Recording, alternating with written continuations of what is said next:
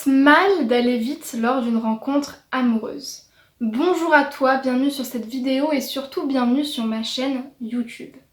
Dans cette vidéo, on va parler un petit peu d'un débat qui dit que quand on rencontre quelqu'un, il faut aller lentement, il faut prendre son temps. Et c'est quelque chose que l'on dit beaucoup aux femmes, surtout, c'est peut-être aussi une sorte de condition qu'on met sur elles, une sorte de pression qu'il faut aller vite, mais en même temps, il faut pas non plus être trop prude. Et ça fait partie, je pense, de toutes ces pressions qu'on met aux femmes sur il faut que tu sois comme ça, tu donnes ça, tu es ça, tu donnes cette impression. Et puis en même temps, il faut que tu donnes un petit peu toi, mais pas trop, parce que sinon, tu vas te faire avoir. Et du coup, bref, la question que beaucoup de femmes se disent en fait et se posent, c'est mais finalement est-ce que c'est mal d'aller vite quand on rencontre un homme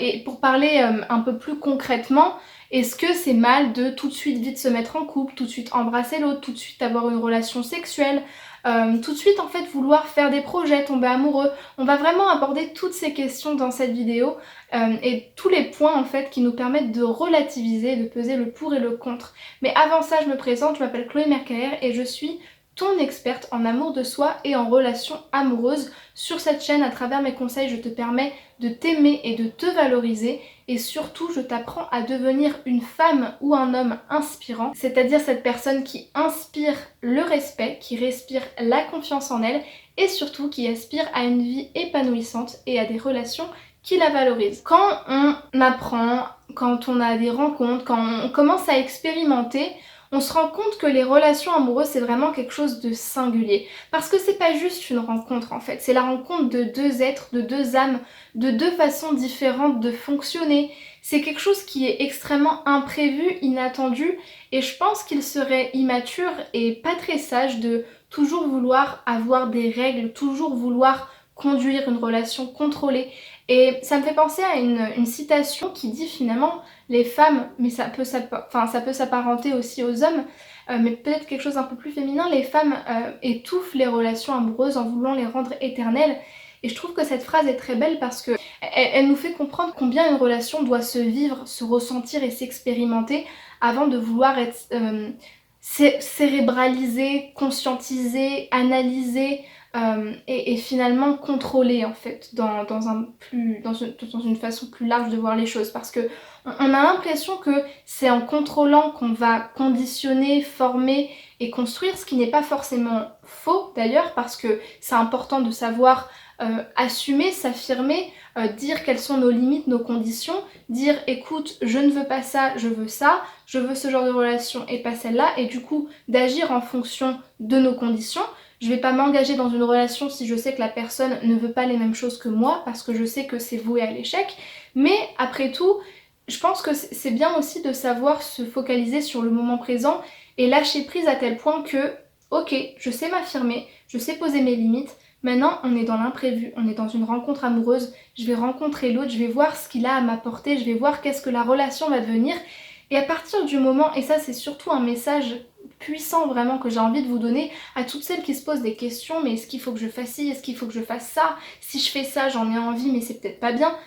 Si t'en as envie et si ça te fait du bien, alors sache que tu es une femme et un homme libre et que c'est pas parce que tu décides de faire quelque chose qui est pas conseillé par les livres et les magazines de mode ou les magazines féminins que forcément c'est voué à l'échec. Si toi t'en as envie, si ça te fait du bien, si t'es dans une relation qui te valorise, qui te fait du bien, qui t'apporte des choses positives, pourquoi se mettre des barrières et pourquoi fonctionner avec des conditions, des dates de péremption, des dates de il faut consommer à cette date-là et pas à une autre? Tu es ton propre maître en fait, tu es la seule personne qui peut te dicter qu'est-ce qu'il faut que tu fasses de ton corps et seul toi c'est ce qui est bon pour toi. Et cette phrase, elle doit être considérée pour ce qu'elle est, mais en même temps elle doit être relativisée parce qu'avec cette idée que seul moi peux décider de ce qui est bon pour moi et pour mon corps, y a parfois certaines personnes qui font passer pour du libre arbitre des choses qui sont de l'ordre de la dépendance en fait. Par exemple, je pense aux femmes ou aux hommes qui se sacrifient pour faire plaisir à l'autre et qui s'auto-persuadent que ce que je fais, je le fais pour moi, sauf qu'en fait elles le font surtout pour l'autre, pour avoir de l'amour, de l'affection, peu importe, en retour. Et ça c'est pas du libre arbitre, c'est clairement de la dépendance à l'autre. Donc c'est important de savoir quels sont vos besoins, quelles sont vos envies, quelles sont vos conditions et quelles sont les choses que vous n'accepterez pas.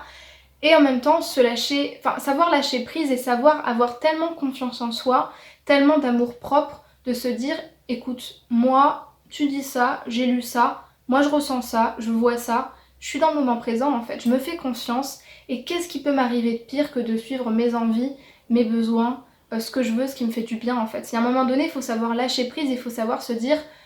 même si je suis les règles, c'est pas sûr que ça marche. Et la plupart des relations qui fonctionnent bien, c'est des relations, en fait, quand on regarde dans les documentaires de société ou dans les histoires d'amour, c'est des choses qui arrivent de manière tellement inattendue, tellement improbable. Une différence d'âge, une différence de couleur, une différence de langue, une différence de situation, un petit peu un quiproquo, quelque chose qui ne fait pas arriver, quelque chose qui est un peu honteux, qui est ridicule, qui est curieux. Les histoires d'amour, c'est quelque chose de tellement singulier, tellement particulier et c'est tellement complexe et tellement simple à la fois que il faut, je pense, se résigner à vouloir tout contrôler, tout analyser, tout bien faire. Il n'y a pas de bien faire, il n'y a pas de date où il faut se marier, avoir des enfants, décider de avoir une relation sexuelle. C'est quelque chose qui est tellement personnel et tellement basé sur vous, ce que vous voulez, ce dont vous êtes capable au moment donné où vous êtes dans la relation. C'est pas parce qu'on dit aux femmes qu'il faut attendre pour coucher que du coup quand la femme elle aura attendu la bonne date, elle sera prête. Et c'est pas non plus pour cette même raison que si elle a envie avant la date entre guillemets de consommation ou de c'est bon tu peux y aller, elle soit capable de se dire ok il faut que j'attende parce que non en fait si t'en as envie, si tu te sens libre, si tu sens que la personne te respecte, que tu lui fais confiance, que tout est bon pour que toi tu le fasses parce que toi tu t'en sens prête, arrête de te dire que c'est mal ou que tu vas te culpabiliser.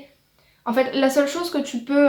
réfléchir, c'est est-ce que ça vient vraiment de moi? Est-ce que c'est vraiment un désir qui m'est propre? Est-ce que c'est pas juste le désir de l'autre que je transfère sur moi et que je fais en sorte que ça soit de moi alors qu'en fait c'est pas mon désir à moi? C'est important d'être proche de soi. Et c'est pour ça que j'encourage beaucoup les femmes et les hommes à être honnêtes avec eux-mêmes et à être très transparents sur leurs désirs. Pourquoi je ressens ça? Qu'est-ce que je ressens? Qu'est-ce que je veux au fond de moi-même? S'écouter, savoir se parler, c'est quelque chose qui est très important dans ce genre de situation parce que c'est là où vraiment on va pouvoir suivre nos envies et être aligné avec ce qu'on veut.